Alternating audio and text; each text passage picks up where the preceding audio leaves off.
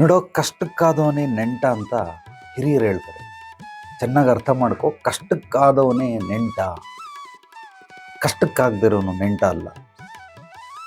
So ನೀನು ಯಾವಾಗ friend ಅಂತೇಳಿ ಇದುವರೆಗೂ ಸುಮಾರು ಒಂದು 10 ವರ್ಷದಿಂದ ನೋಡ್ತಾ ಇದ್ದೀನಿ. ಸ್ನೇಹಿತರು ಕುಡದೆ ತಿಂದೆ ಮಜಾ ಮಾಡಿದೆ, ಡಾಬಾಗೋದೆ, ಸಿನಿಮಾಗೋದೆ, ಟ್ರಿಪ್ಗೋದೆ, ಎಲ್ಲ ಮಾಡಿ ಖರ್ಚು ಮಾಡಿದೆ, ಏನೂ ಪ್ರಯೋಜನ ಇಲ್ಲ. ಈಗ ನೀನು ಅಷ್ಟೆಲ್ಲ ಅವ್ರಿಗೆ ಖರ್ಚು ಮಾಡಿದೆಯಲ್ಲ, ತಿಂಗಳಿಗೆ ನಿಮ್ಮಪ್ಪ ಶ್ರೀಮಂತ ದುಡ್ದಿಟ್ಟವನೇ, ನಿನ್ನ ದುಡ್ಡಲ್ಲ ಅದು, ನಿಮ್ಮಪ್ಪನ ದುಡ್ಡಲ್ಲಿ ಶೋಕಿ ಮಾಡ್ತಾ ಇದೆಯಾ, ಎಲ್ಲರಿಗೂ ತಿನ್ನಿಸಿ ತೇಗಿಸ್ತಾ ಇದೆಯಾ, ಅವ್ರನ್ನ ಮತ್ತಷ್ಟು ಸೋಂಬೇರಿಗಳನ್ನಾಗಿ ಮಾಡ್ತಾ ಇದೆಯಾ, ಪಾಪಕರ್ಮಗಳು ಮಾಡೋದಕ್ಕೆ ನೀನು ಕಾರಣಕರ್ತರಾಗಿದೆಯಾ. ಆದ್ದರಿಂದ ನೀನು ಏನೇನು ಮಾಡ್ತಾ ಇದೆಯಲ್ಲ, ಈಗ ಅವ್ರ ಹತ್ರ ಎಲ್ಲ ಕೇಳೋ ಸಮಯ. ಕೇಳಿ ನೋಡು, ದುಡ್ಡು ಕೊಡು ಅಂತ ಕೇಳಿ ನೋಡು, ಯಾರಾದರೂ ಒಬ್ಬರು ಸಹಾಯಕ್ಕೆ ಬರ್ತಾರ ನೋಡು.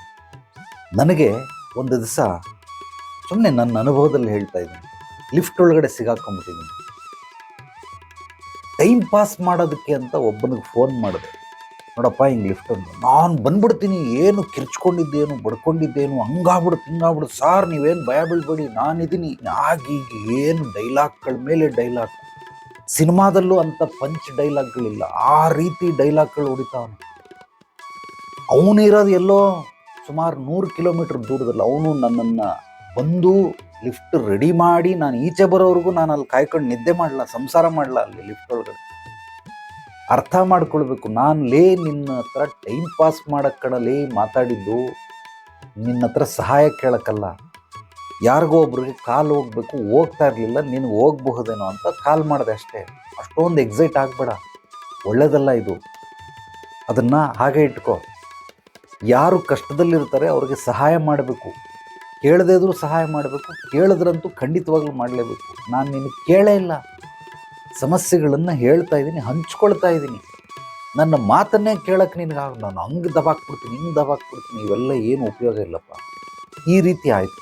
ಅದೇ ವ್ಯಕ್ತಿ ಬಹಳ ಕಷ್ಟದಲ್ಲಿದ್ದೀನಿ, ಪಾಪ ಲಾಸ್ಟ್ ಟೈಮ್ ಹಿಂಗೆ ಮಾಡ್ದ, ಬಾರಯ್ಯ ಅಂತಂದರೆ ಬರಲೇ ಇಲ್ಲ.